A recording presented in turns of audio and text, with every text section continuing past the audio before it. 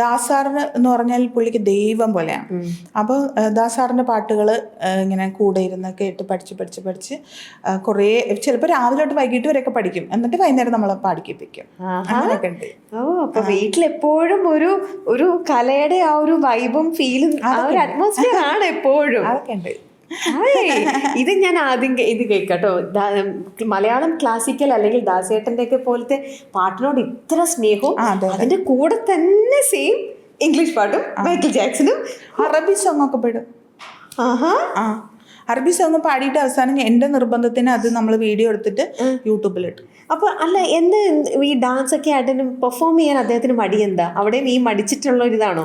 അതെ, നമ്മളിങ്ങനെ മുന്തി കൊടുക്കണം. എന്നിട്ട് ഞാൻ നിർബന്ധം പറഞ്ഞിരിക്കുകയാണ്, പാട്ട് എന്തായാലും നമുക്ക് ശ്രീ എഴുതും. പാട്ട് എഴുതി ശ്രീ തന്നെ മ്യൂസിക് ചെയ്ത 2-3 പാട്ടുണ്ട്.